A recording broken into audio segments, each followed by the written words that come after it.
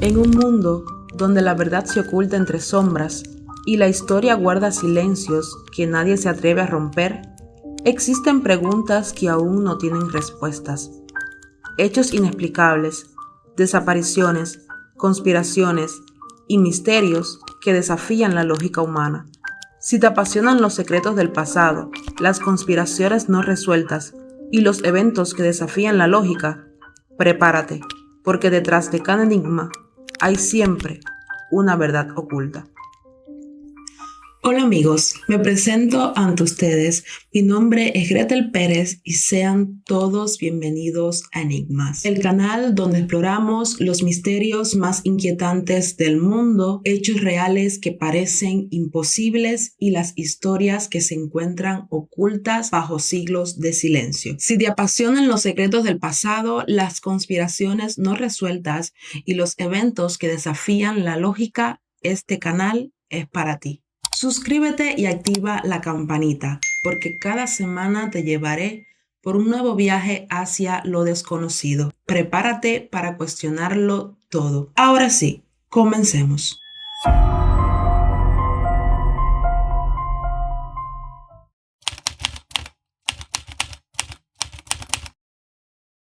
Hoy les traigo ante ustedes una historia tan impactante como enigmática, ocurrida el 18 de mayo de 2018, cuando un avión Boeing 737 con 113 personas a bordo despegó del Aeropuerto Internacional José Martí en La Habana, capital de Cuba, con destino a Holguín.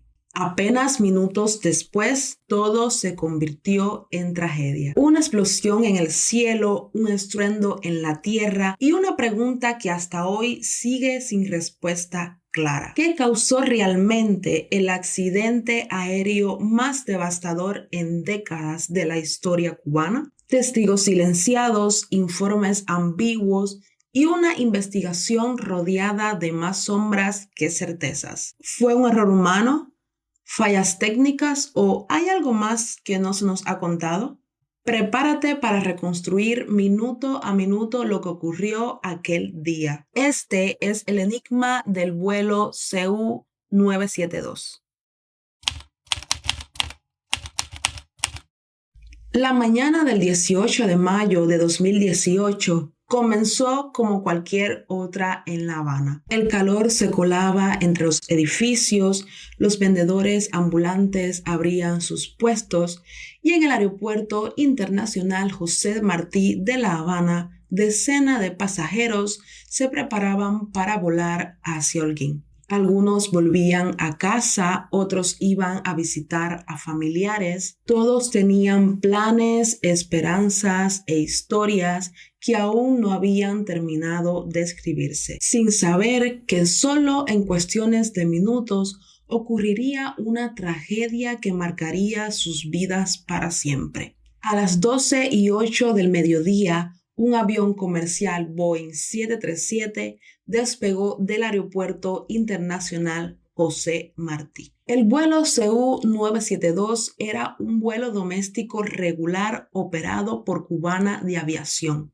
quien había alquilado el avión a la aerolínea charter mexicana Global Air. Este vuelo debía conectar el Aeropuerto Internacional José Martí en La Habana con el Aeropuerto Fran País en Holguín, en el oriente cubano, en un trayecto habitual de poco más de una hora. Este no era un avión cualquiera. El Boeing 737 XA-UHZ había sido fabricado en julio de 1979, por lo que tenía casi 40 años de uso. Luego de haber pasado por múltiples dueños, modificaciones y revisiones, fue adquirido en julio de 2011 por Global Air, quien comenzó a operar el avión para Cubana de Aviación en 2018. Para algunos expertos, la aeronave ya estaba fuera de tiempo, pero para los trabajadores de Cubana, el avión nunca debió de haber vuelto a volar. Ese día, sin embargo, estaba en pista, listo para despegar, listo para cambiarlo todo. A bordo del avión iban 113 personas, 107 pasajeros, en su mayoría cubanos, aunque también habían pasajeros de México, Argentina y el Sahara Occidental, y 6 tripulantes mexicanos divididos entre 2 pilotos y 4 auxiliares de vuelo. La misma no hablaba español cubano con fluidez y apenas habían recibido entrenamiento básico acerca de la aerolínea a la que estaban prestando servicio. El capitán era Jorge Núñez Santos, de 53 años, quien había registrado 16.653 horas de vuelo. Y el primer oficial fue Miguel Arriola Ramírez, de 40 años, quien había registrado 2.314 horas de vuelo. Ese día, las condiciones meteorológicas eran normales.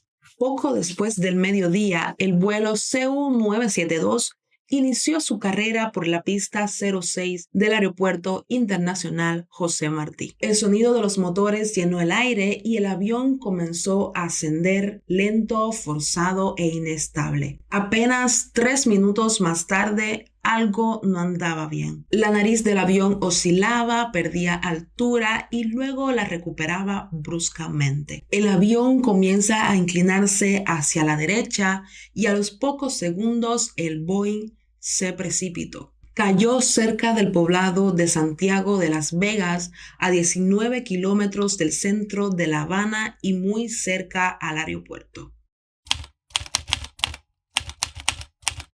Las primeras imágenes eran devastadoras. Una columna de humo negro, escombros carbonizados y cuerpos, muchos cuerpos. Una testigo en tierra dijo que vio uno de los motores de la aeronave en llamas. El avión descendió en picada, se estrelló contra las vías del tren y una granja cercana, cayendo en un campo abierto, y un incendio estalló entre los restos. Afortunadamente, en el terreno nadie resultó herido. Algunos vecinos corrieron a ayudar sin entender aún la magnitud del desastre. Las sirenas rompieron el mediodía habanero. Los socorristas, incluidos bomberos, equipos médicos de emergencia y las ambulancias, acudieron al lugar para ayudar con las labores del rescate. Una testigo ocular, después del suceso, refirió a las cámaras lo siguiente: se escuchó un estruendo, corrimos al lugar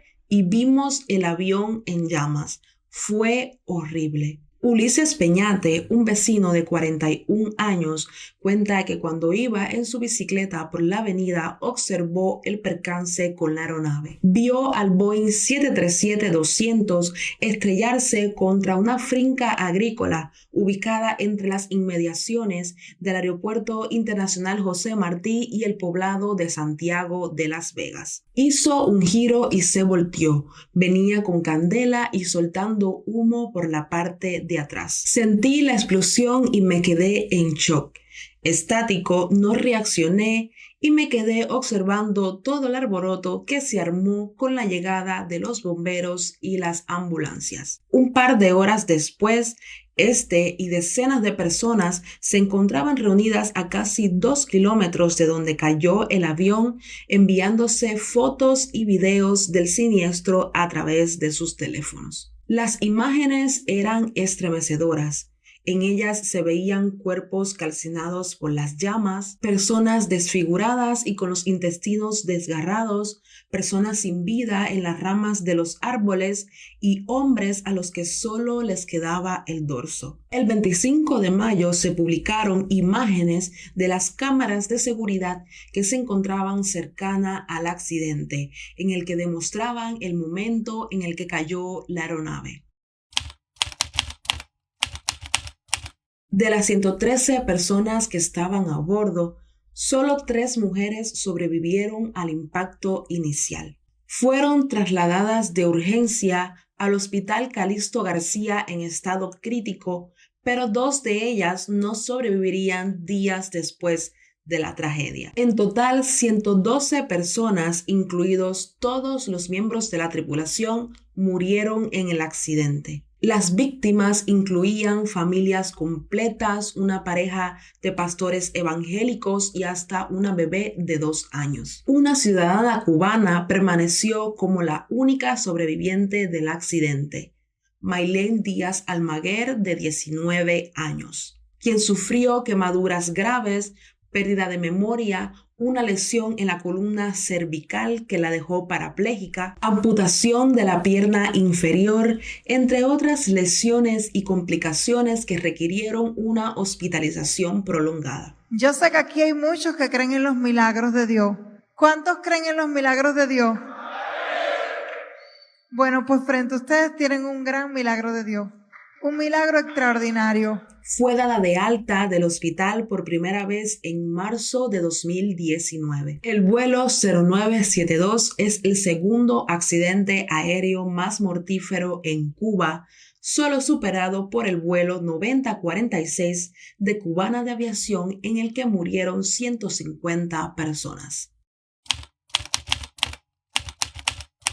El presidente cubano, el ministro de Salud y otras autoridades locales llegaron al lugar para observar y monitorear las labores de rescate. La familia y los allegados de los pasajeros también se reunieron en el lugar y luego fueron llevados al aeropuerto. El país declaró un periodo oficial de luto desde las 6 de la mañana del 19 de mayo hasta las 12 de la medianoche del 20 de mayo. Los familiares fueron llamados a La Habana para identificar a los cuerpos de los fallecidos en el accidente, entre los que se encontraban 5 menores de edad. Y el viceministro cubano de Salud informa que tomaría días, incluso semanas, la identificación de todas las víctimas. Inmediatamente se creó una comisión investigadora cubana que trabajó juntamente con la ayuda de expertos mexicanos, estadounidenses y de Boeing. El 19 de mayo de 2018 se informa la recuperación de la grabadora de datos del vuelo y la grabadora de voz de la cabina fue localizada el 24 de mayo. Ambas fueron enviadas a la Junta Nacional de Seguridad del Transporte en los Estados Unidos para su análisis. Según medios de prensa cubanos, parte de la transcripción publicada incluía diálogos reales desde el momento del despegue, como los siguientes. Con un tono relajado, el copiloto bromea antes del despegue. «Te me desapareciste ayer». Y se escucha el ambiente en cabina. Tras el despegue se percibe cómo el avión comienza a inclinarse hacia la derecha, el copiloto cede los mandos al capitán y luego se intensifica. ¿Este qué hizo?, pregunta el capitán intentando corregir. El avión sigue inclinándose, subiendo con ángulos muy altos y perdiendo estabilidad. Se oye claramente un llamado repetido: regresa, regresa, y luego voces desesperadas que decían: súbelo, súbelo, súbelo. Hasta que pocos segundos después, todo se interrumpe por un silencio devastador. El 19 de mayo, el gobierno mexicano anunció que su Autoridad Nacional de Aviación Civil iba a iniciar una auditoría operativa contra Global Air para ver si la aerolínea cumplía con las regulaciones. Y posteriormente, el 21 de mayo, las autoridades mexicanas suspendieron temporalmente las operaciones de esta compañía. En los días posteriores al accidente, ex trabajadores y empleados de Cubanas hicieron acusaciones relacionadas con el historial de navegación de la aeronave, seguridad y mantenimiento de Global Air. Se informó de incidentes que involucraron a países como Guyana y Chile, donde se prohibió el acceso al espacio aéreo guyanés debido a que la tripulación de uno de sus aviones lo sobrecargó con demasiado equipaje y lo estibó incorrectamente. El diario mexicano Milenio informó que el ex capitán de esta aerolínea, Marco Aurelio Hernández, quien había pilotado más de una vez el avión que se estrelló en La Habana, denunció que en varias ocasiones tuvo que conducir aeronaves con llantas ponchadas, volar por Sudamérica sin radar, que los motores fallaron en algunos vuelos y a los mecánicos le faltaban piezas de repuestos para reparar las aeronaves. Este mismo periódico entrevista a Mirna Díaz, sobrecargo de la compañía entre 2013 y 2016, donde la ex empleada refiere problemas sostenidos con las piezas de los aviones. Y aún así pasaron las inspecciones de la Secretaría de Comunicación y Transporte. Según su testimonio, las piezas que se solicitaban para reparar las aeronaves no llegaban. Ovidio Martínez López, piloto de Cubana de Aviación por más de 40 años, escribió en Facebook que un avión rentado a esta misma compañía desapareció brevemente del radar en los años 2010 y 2011 cuando volaba sobre la ciudad de Santa Clara en Cuba, lo cual provocó la reacción inmediata de las autoridades aéreas. Como resultado, el capitán y el piloto fueron suspendidos. Pronto surgieron dudas sobre la seguridad del avión. Según Martínez, las autoridades aéreas recomendaron a Cubana dejar de rentar aviones y tripulación de la compañía Global Air. El Boeing 737 accidentado tenía casi 40 años de uso y pertenecía a una aerolínea mexicana ya cuestionada en el pasado. Global Air había sido vetada temporalmente en 2010 y 2013 por problemas de mantenimiento. De hecho, antiguos trabajadores habían denunciado fallas técnicas y malas prácticas. ¿Por qué Cuba seguía alquilando aviones a esta compañía? La respuesta estaba en la crisis aérea cubana. La mayoría de sus aviones propios estaban fuera de servicio y la falta de recursos obligaba a depender del arrendamiento de flotas extranjeras. El 17 de julio, el propietario de la aeronave Global Air emitió una declaración en la cual afirmaba que tras los estudios realizados por expertos internacionales sobre los registradores de vuelos de la aeronave, se había determinado que la causa del accidente había sido un error del piloto, explicando que los pilotos habían ascendido a una velocidad demasiado alta, lo que provocó la pérdida de sustentación al poco tiempo de alzar el vuelo. Las autoridades mexicanas dijeron que no levantarían una suspensión de las operaciones de Global Air. Mientras tanto, las autoridades cubanas aún no habían emitido ningún hallazgo. El sindicato de pilotos mexicanos dijo que Global Air había sido irresponsable al emitir su declaración antes de que concluyera la investigación, y que no tuvieron en cuenta factores como la distribución del peso de la aeronave y posibles fallas en el equipo. El 16 de mayo de 2019, el Instituto Cubano de Aeronáutica Civil emitió un comunicado en el que desestimaban las conclusiones emitidas por Global Air. Se dijo que la causa más probable del accidente habían sido las acciones de la tripulación y sus errores en los cálculos de peso y equilibrio que llevaron a la pérdida del control del avión y su caída durante la fase del despegue. Señalan que el número de pasajeros en la cabina delantera era de 62 cuando tenían capacidad para 54 y que el peso en los compartimentos de carga era incorrecto. Los cálculos también demostraron que el peso del combustible al momento del despegue superó unas 5,000 libras. La hoja de carga presentada a la tripulación colocó el peso del despegue alrededor de las 99,000 libras. Pero el recálculo de los investigadores arrojó una cifra de más de 104,000 libras. Como resultado de esto, se comprobó que el peso del combustible era incorrecto porque el peso del equipaje era menor de lo planeado. El informe final sobre el accidente se dio a conocer el 12 de septiembre de 2019 mediante un escueto y controvertido comunicado, donde se determinó que la causa más probable culpable del accidente fue el colapso de la aeronave como consecuencia de su entrada en posiciones anormales inmediatamente después del despegue, lo que llevó a la pérdida del control del avión debido a una cadena de errores con predominio del factor humano.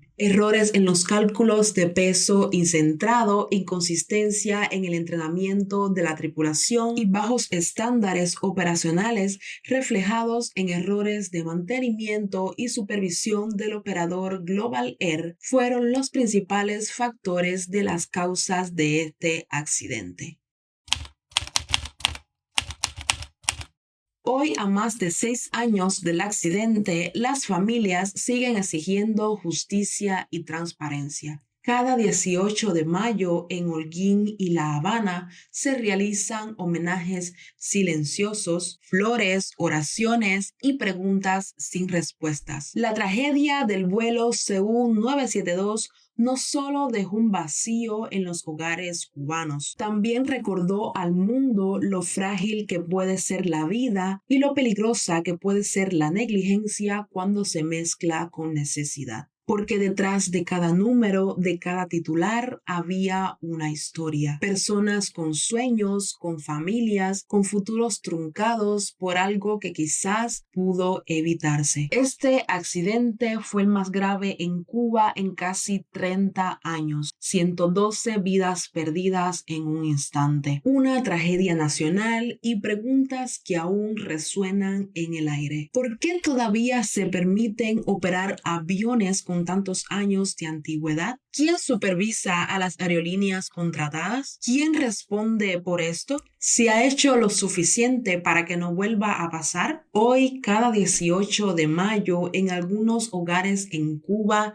se enciende una vela en silencio para recordar, para no olvidar, para exigir que nunca más vuelva a pasar. Esta fue la historia del vuelo 972.